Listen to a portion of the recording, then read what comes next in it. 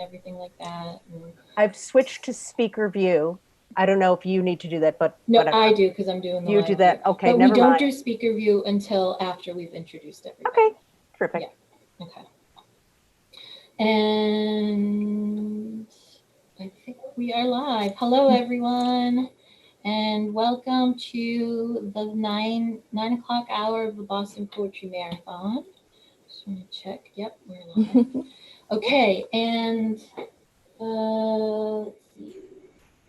Suzanne, are you checking that we're live as tech host? I'm going to do that now. If you've started it, I'm going Yeah, I to start started checking it. the links. Okay. Yep, no, we're live. I've got it. Okay. Thank you, hon. I'll put it like that. Thank you. Okay. Hello to all our readers and viewers of the Boston Poetry Marathon online for 2020. I am your MC for the hour. My name is Bridget Eileen. Our technical host for the hour is Suzanne Mercury. We are the artistic directors of the Boston Poetry Marathon, and our additional organizers this year are one of our readers of the hour, Christina Liu, and Xtina Strong. We are streaming live to our Facebook page at Boston Poetry Marathon, our Twitter page via Periscope at Boss Poetry Mara, and live to our YouTube channel. For links to these broadcasts, go to bostonpoetrymarathon.wordpress.com/watch. This year's Boston Poetry Marathon is a fundraiser for local organizations that work for racial justice in support of the Black Lives Matter movement. Donations will go to Sistafire, Rhode Island, and the Urban League of Eastern Massachusetts. Admission to the Boston Poetry Marathon is free, but a $10 or more donation is to our fundraiser is recommended and appreciated. Go to bostonpoetrymarathon.wordpress/donate for more information. Go to the pinned posts on our bios and the social media for these links as well. Though we can't be together in person for these readings and the breaks between, we encourage all our participants and viewers to share selfies, screenshots, old photos, memories, and comments on our social media. Please use hashtag BPM2020. Tag us at Boston Poetry Marathon on Instagram and Facebook, and Boss Poetry Mara on Twitter. I will be timing the readings. Readers, please make sure your chat window is open right now. Readers, when you have 1 minute left, I will write 1 minute in the chat. When you have 30 seconds left, I will write 30 seconds in the chat. At 5 minutes, I will have to interrupt you and introduce the next reader. If you finish before the 5 minutes, I'll thank you and then introduce the next reader. Readers, if your connection is bad during your reading, I will interrupt you to let you know. Please follow the steps in the email that you were sent for fixing a bad connection. We will move on to the next reader if we have a connection problem with the current reader. Please make sure your camera is directed at your entire face, especially your mouth, and please also make sure that you are well lit. I just realized it has a pun to it, but anyway, I'm going to introduce the readers of the hour right now. Reader, when I say your name, please give a short greeting so we can do a soundtrack. And if y'all want to unmute yourself for a moment here while I introduce you. Our readers of the 9 o'clock hour are Christina Liu. Hello. Great. Olivia Thomes. Olivia? No. Shira Dentz. Hello. Hi. Nice and loud so we can make sure we can hear you. So Thom Donovan. Hi there. Hi. Dorothea Lasky. She's here. Yeah, she's all set up. I see her. Yeah. Sumita Chakraborty. Hey. Hi. Ethel Rackin. Hello. Hi. Natalie Shapero. Hello. Great. Thank you all. And all right. We are about to officially start the reading. So if we could have all but our first readers now mute themselves. And I will switch us to speaker view and have our first reader of the hour, Christina Liu. You're on. Thank you very much. Thank you all for being here. I am actually reading this first shorter piece, actually in honor of Bridget Eileen, who has been tireless and generous. She actually culled this particular piece for a library guide via Mass Bay College, and it's entitled Lunar Poem 2019. I dreamt of blood-red canary pages edged in saffron, one horizon, one dash. The pigeons outside our grime, our cracked glass overlooking Triborough Bridge, our tribe warbled. I was always afraid of firecrackers each new year, couldn't tell them apart from red envelopes, red badges, red shame on my face at the food stamps and lunch tickets. My sister and I never had strawberry jello until public school, quivering and intact in artifice.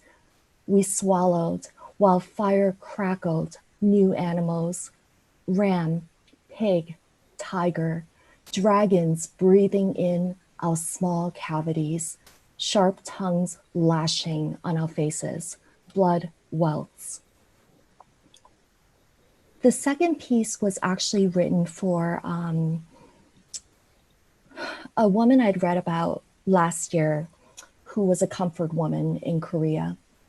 And I'll let her quote speak for itself because it's just chilling. It's entitled Spinster. I was born as a woman, but never lived as a woman. Kim Bok-dong, Korean comfort woman who died on January 3rd, 2019 at the age of 91. Here is my old rice, yellow toenails, white skin flakes clinging to opaque tights. Here is my bark of skin scratching against you, mongrel clawed, raven, furtive branch. There, my jaundiced eyes glint towards crows. This is a decaying womb. Woman is vessel, carried out in ancient urns, in search of shape, beggar moving from grass huts to city alleys. Here is brackish water, river mud, papyrus, wells inked by drowned girls and aunts conjuring daughters. Here is chimney and soot, ropes on railway tracks. Blood on the walls, those burned at stakes, those who picked up nuclear waste, the comfort women who knew no comfort. I was born as a woman, but never lived as a woman. Wise crones, glorious witches. They rattle their bones and dentures, alight with the freedom of nothing left. Wombs, lips, hips grinding rocks. Hallelujahs heard by no one. No sparrows to carry on. Thank you. Thank you so much, Christina. That was awesome. Our next reader of the hour is Olivia Thomes. Have you made it in? No? Okay. Shira Dentz. Hi, everybody. I'm reading from upstate New York. And I'm gonna start off with poem Casual Wind. Casual wind, like ghosts late and lonely to the touch, crocuses blend amid salt and rain. Aftertaste can be bitter for sure. Swift and dulled, there's no escape. Nowhere is there a pistol this orange under a flag that never scrolls in stormy weather. Air or squalls, dervishing whispers in the shells of passersby, dare to speak, and night becomes a mouth. Okay, I'm going to read a poem from my new book, Xtina. So I believe in equal opportunity, and so now there needs to be a Xtina. So tired, rocks settling in back of my eyes, bone particles of sand plus flat, smooth black rocks plus a waterfall equals a Zen garden, but not calm, immeasurably loaded. Flat, smooth rocks and a waterfall. Black vultures fly so high in southern Africa, tradition says they see the future. Immeasurably and loaded like Dickinson's gun. A vista crawls through dugouts or, depending on the observer's position, pillows of gray static. Vultures fly high, want to sit this one out. Matter crawls through pillows gray. Listen to winds changing seasons, winter wind, spring wind, summer's wind, fall. I want to sit, sleep the color of iron, pressing in between. Wind, a new season, pause at tree branches. Vultures use gravity as a tool, dropping bones to the ground to crack open their marrow. And I'm going to read one more. And this is the last poem in my recent book, How Do I Net Thee? Signs. News today. Technology can alter the color and design on butterflies' wings. First thing, watermelon on my mind. My eyes tear with boiling sleepiness, the pounding image in the fridge. But don't want to break the morning's unperturbable lake with just a swish of cars on the highway outside, once in a while the dragnet of a motorcycle, and the church across the street chimes, a felt-tip pen marking time. Ever since I lost my job, I'm more obsessed with food, like Noah and his ark. Cherries, $1 more a pound. A sign summer is almost over, the lap of August. Everything can be measured in fruit. Thank you very much.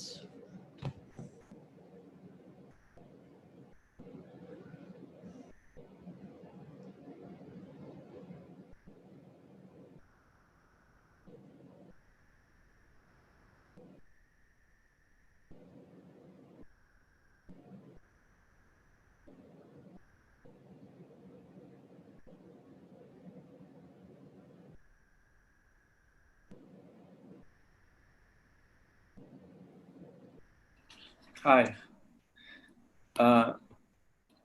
These are some new poems. Crowns. There are not enough leaves to crown to cover, to crown to cover. Wallace Stevens. What reigns and what radiates, the crown it is worn in fear, an emblem of all we stand to lose by being alone, subject to right, when what really reigns is death. What radiates is relationship and economy and real abstraction, like everything we can't be by grace of touching or the words once touching sense. So I am not where my crown is.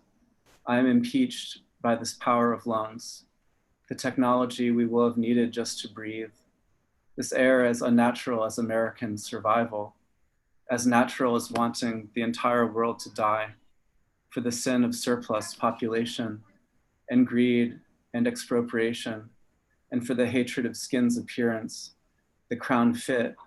I hear it is elegantly designed for what it will destroy, for the nation and what it abhors, an end to value and the money form, the freedom of anything except to be free. The corpses pile up, and now we are one, e pluribus unum, all that endless containing of multitudes, until nature was done and the money ran out, and not even war could explain what we are doing.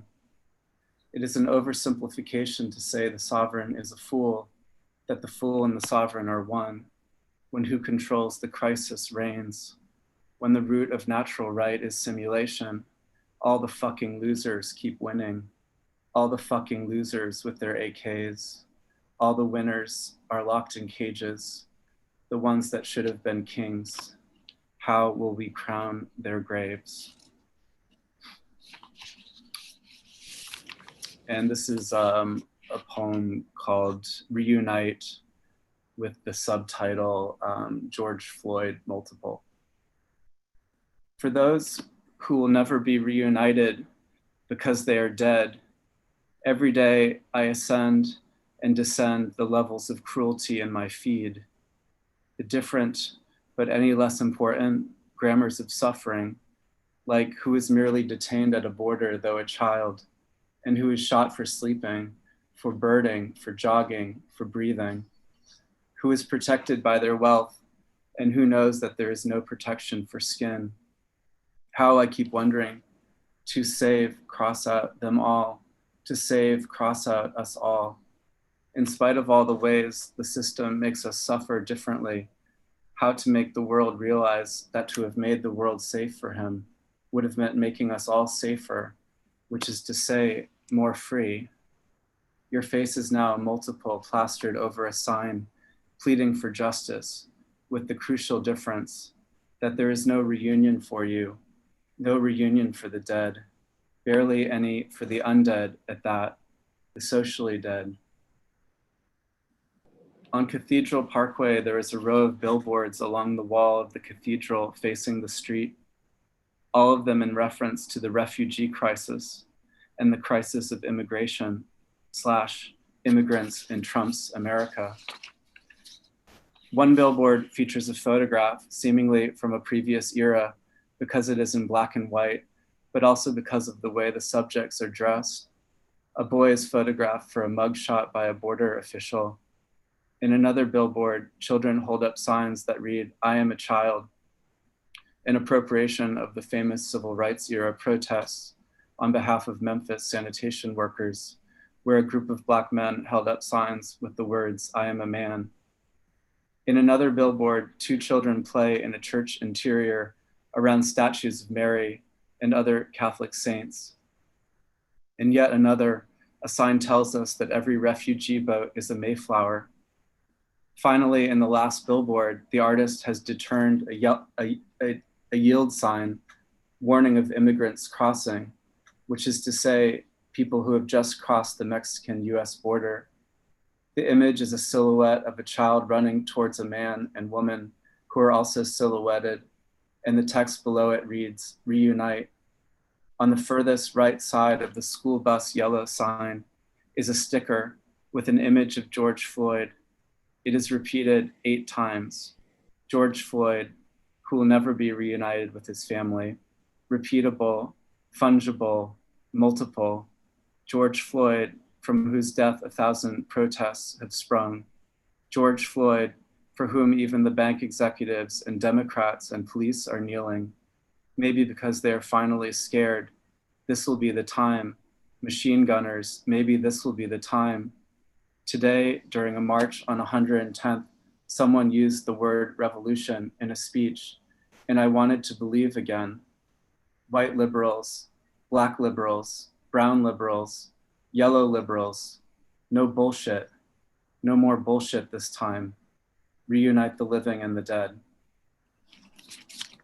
Thanks. Great, thank you so much, Tom. And up next is Dorothea Lasky.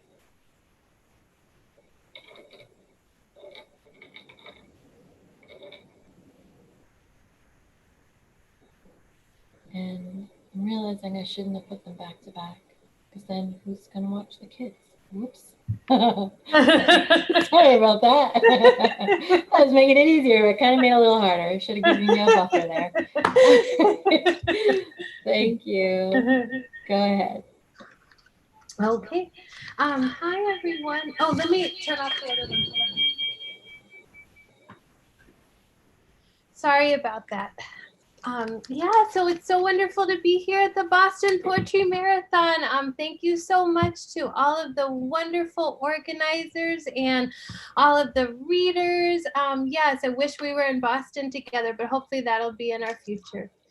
So I just was going to read one older poem and then some new poems. And the older poem I was going to read is could be Boston inspired, any city. And it's called "Do You Want to Dip the Rat?" Do you want to dip the rat completely in oil? Do you want to dip the rat before we eat it, eat it? Do you want to dip the rat completely in oil before we eat it? Tender, tender meat like pork shoulder. 100 traps set, 80 hanging in a row to be broiled. With you, I'd take it raw. Tiny pink feet glistening with oil. Legs and feet glistening with oil. Matted fur and face weighted down with oil. Everything in oil, but the teeth are shiny clean. Now, what I really want to know before you open that mouth again, should we completely dip the rat in oil before we eat it, eat it? Should we completely dip the rat in oil before we eat it? And this next poem is called The Endless Garden. Everything will be a tree in the afterlife. And after we have ruined this one with an endless party of oil and money, the spirits will make us flowering acres to enjoy the limitless fruit. When you spot me there, you might take down a golden peach and say, "Eat, eat, my beloved." Oh, but you were never my friend, and I'll snatch your fruit from you.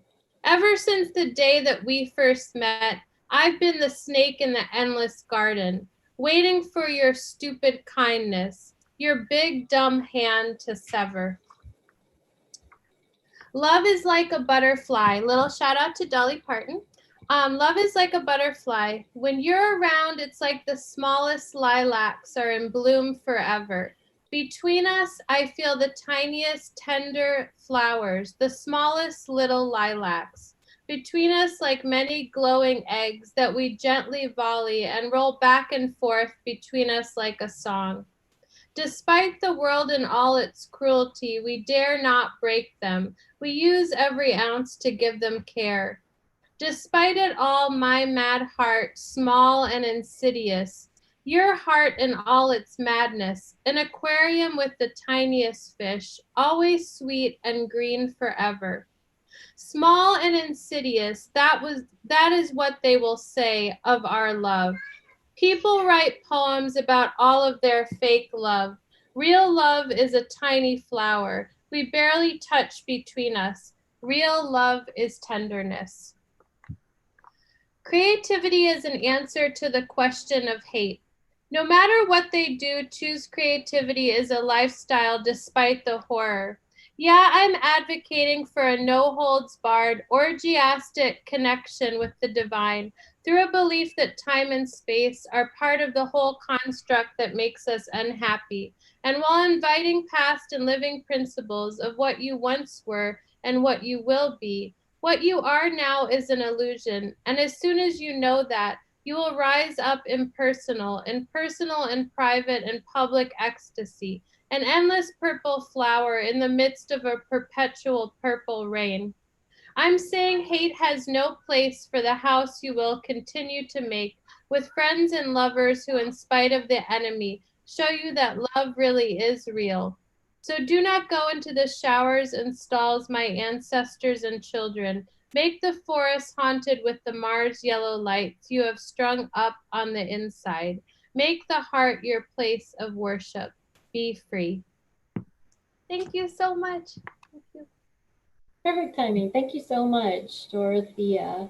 Up next, oh wait, you know what? I just want to check something. I'm gonna unmute. Who's this caller, 617? Is this Olivia?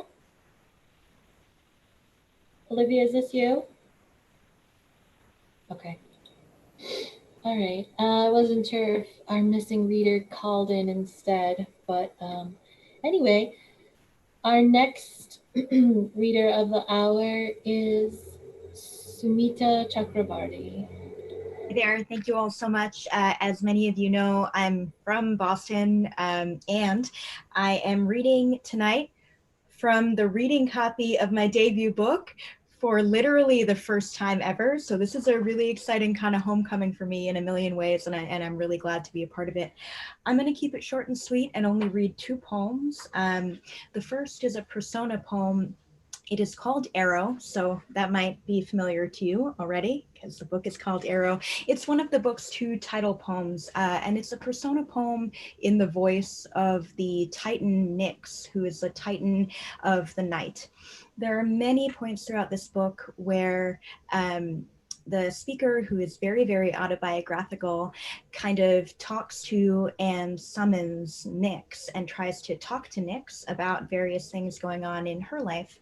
And that for me animates a thing that really kind of haunts me as a person and as a writer, because of course those are 2 exactly same things, to be a person and to be a writer. Those are not separate categories, which is that I think it's important to honor that individual griefs and traumas and struggles are cosmic. They're massive to every individual, to their community, and to their people, and they should be respected as such.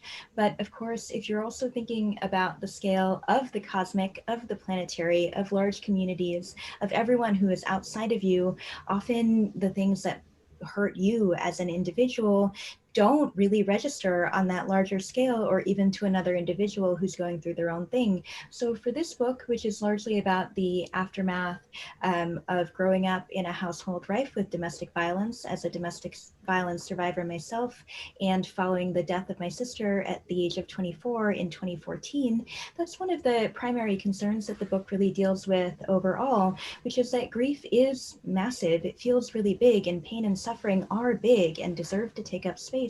But also on some larger scales, they are teeny tiny, right? So in this persona poem, I imagine the voice of Nyx kind of clapping back at me for having called on her so many times. So that's the first poem I'm going to read here. Arrow. Was it I who invaded the day, or the day who invaded me? I do, I undo, I redo. I enlarged the figure till it was a mountain. I don't fear the sublime, and I cut off its head, having already cut out its tongue. I have 3 siblings and flocks of children, and though we're oft confused, you must know that I differ from all. I am not my brother darkness, nor my sister dirt, nor my brother torment. I am a time, and I am an astronomy. I am a geometry I invented myself, an architecture, a divine, and like any divine, yes, I have made kin from unions with my kin. Out of a union with my brother, I made the nymphs, the river, and the boatsmen lullabies. If X is an obstruction, and if the poetry of X was music, then this poem is a musical obstruction. And if this poem is a musical obstruction, then this poem is a lullaby, my kin, born of my kin. I am a space as much as I am a voice. Did you truly hail me for a dim-witted conversation about love? Me? There is nothing like me. I am no more like my siblings or my parents than I am like a placid lake or the gaping from which I was born. I am a charioteer, a bird. Would you believe me if I said I also made the ether and the day? Whether or not your faith is stored in my ear, I am sure in what I have made. How could I be both gentle enough and dangerous enough for your thoughts? Do you have thoughts? I asked about moon, dark, pain. You only gave me yourself. And as to my other question, it was me. I invaded the day. It didn't stand a chance. So then the very last poem in the book, after being walloped by Nyx via her own imagination, the speaker, who is me, has a final poem called Oh, and I'll read that for you, and that'll be the last one. Thank you all so much again. This has been a real treat and will continue to be one. Yay. Stars are not the end, but the beginning. A bird is to its throat as a promise is to its sharp edge. I wanted to make for you a sun shower. Instead, I have made for you a mortal thing. Writing is knowing how to cut. There is a space in my body that did not exist when I began this book. It is a window. When I next speak, I will do so through that window. Please, leave the window unlatched. When I next speak, it will be with changed lips. I wonder what their color will be. Finally, she enlarges the figure to a grand scale and cuts off its head. Thank you so much, everyone. Thank you so much. Perfect timing too, like perfect timing, wonderful.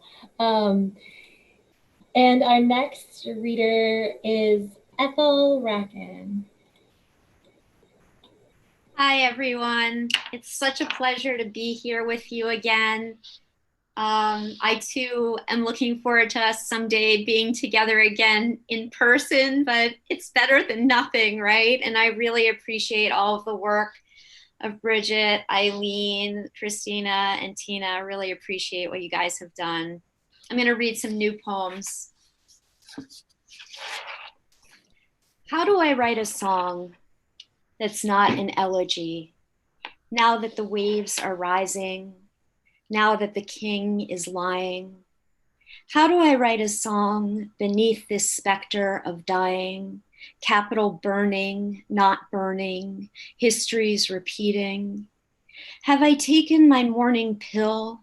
Am I lost in the slumber of works and days, in long middle age, not choosing?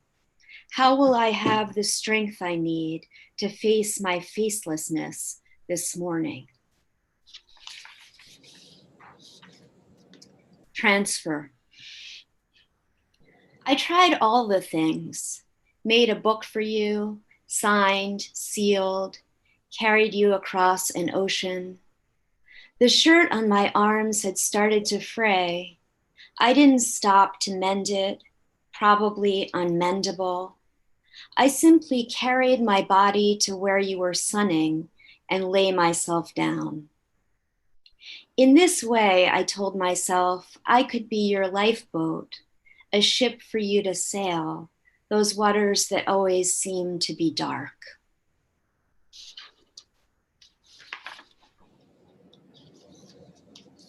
Main Street. There were things I just had to survive, shiny things in my heart. They were personal until they weren't, because they burst onto the scene singing, made their way onto subway platforms, boxcars, kept on going even after the lights went out. In my house and on porches all over America. Things so small they must have been imagined. But now we're here, standing out in the rain. What is it we seek? And whom have we come here to know? We're knocking. Inquiry. My mother thinks democratic liberalism's run its course, and she's probably right. Can we think our way through grit, through the toothache reality? Reality TV started what befalls us now. I point my finger and my point's lost. This is the night I start all of my poems. The first's a lullaby, shh, and the next's on fire, but no one's listening, sees it burning. Lost names, missing table, place to defecate. It's not me, but it will be soon. Am I going to start gathering my things? And will my patience practice protect me? I mean, at least it's a way of thinking. And this is the last one. Thanks again for having me. Can't wait to hear more. Lately, I have the feeling, this way of living, I'm talking about luck here, though I don't mean to say a single day arrives. For it's been my experience, things come up, disaster stops the tracks. For each life lived, forgive, feels like awe, feels like all. Thank you. Thank you. Thank you so much, Ethel. That was great. And I love seeing Dottie and Tom's kids in the back there. Please make sure they are there at the end when we all say goodbye, okay? And our last reader of Thursday night that has had a few glitches, but I think for first time ever running a poetry marathon online, has gone pretty well, is Natalie Shapero. Hello. Hi from Somerville. This poem is called Flowers Would Have Killed You. The river is heavy with phosphorus and scum. It causes liver damage if ingested. I don't know exactly whose runoff it is, but so long as they're taking press photos with prize-winning children and donating sizable sums to the ballet, I take no issue. River's yours. Once I saw a guy struggling to talk his way out of some base thing he'd done, and his underwhelmed companion said to him, "Flowers would have killed you." Now I say it all the time. The councilman announces he's sorry for taking advantage of the district's trust, or the paper announces the mother of all retractions, and I'm right there at the window, readying myself for the knock and the spray of larkspur and tea rose you shouldn't have. Here's a Boston poem for the Boston Poetry Marathon. It's called Man at His Bath, and it goes out to the painting Man at His Bath sitting unseen in the MFA. 6 years ago, the big museum sold 8 famous paintings to purchase for unspecified millions Gustav Caillebott's Man at His Bath. Now it's hip to have a print of it, and whenever I see one hung for decoration, I'm almost certain that this is what Caillebott had in mind when he broke out the oils in 1884. Some 21st century bitch in Boston catching a glimpse of a framed reproduction, recollecting a study about how washing oneself may induce a sense of culpability. What I remember is he insisted I clean before leaving. That, and he was trying to be dreamlike. He took my jaw in his hand and said, "In the next life, we'll really be together." And the clamp in his voice made me almost certain he knew something I did not. So now I eat well, train hard, get my shots. This life, I'm aiming to remain in this life as long as I can, being almost certain, as I am, was after.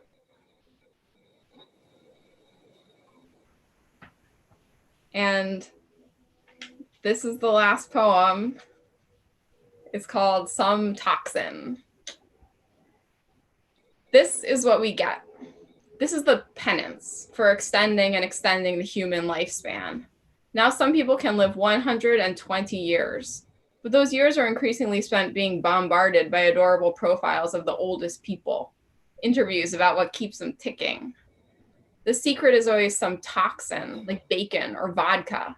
And the joke that ensues is also always the same, like the chemicals preserved him. That is fine. But just once, I like to uncrumple the metro section and find that the key to long life is rage and trauma. The bitterness girds the organs in equal measure. If I could choose to be born in any era, I would opt to predate these longer lives. There's just so much violence, always. Better to have it visited on you back when your attackers would end up dead much sooner. When you would die sooner too. All I want is for someone to understand me. But it seems my keenest friends and I, we've scattered. We've struggled for peace, for permanence, and somehow in that struggle, we've ventured far from each other, and this is what we get. This is the penance.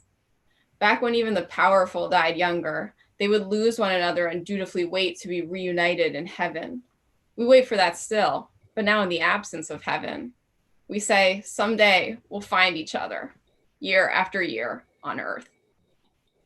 Love to you all. Oh, wonderful. Okay.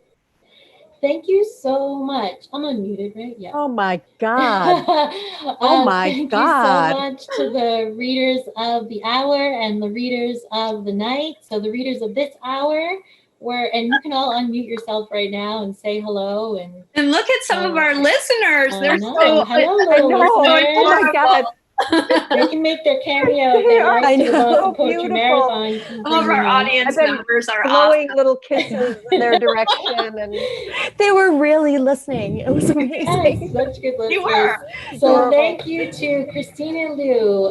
Sorry you couldn't make it, Olivia. Shira Dentz, Thom Donovan, Dorothea Lasky, Sumita Chakraborty, Ethel Rackin, and Natalie Shapero. Tune in tomorrow night for our Friday night special, a history of the Boston Poetry Marathon. We figured we would do something special for this weekend since we couldn't all be together in person and take a look back on the 22-year-long history of the Boston Poetry Marathon. It's going to be great. So You'll that want is to be going to there. be an awesome night tomorrow night. Tune in, same 3 stations, YouTube, Facebook, and Twitter via Periscope. Thank you again to all our readers. Yeah. Thank you to our organizers. And thank you to the volunteers who will be helping us on Saturday. And thank you to all our viewers. And thank you, please don't forget to make donations. That's bostonpoetrymarathon.wordpress.com/donate. Our fundraiser is going really well. We're more than halfway to our goal. Us through our goal, that would be amazing. These are really great local organizations that work for racial justice. So we will see you all tomorrow at 7 o'clock. Thank you everyone for tuning in. Thank you everyone for being part of this. We love you. We miss seeing you. Can't wait for the I wish I could hug all of you right now. Thanks, everyone. Air hug. Air hug. Air hug. Air hug. I'm ending the live stream now, but if you want to hang tight,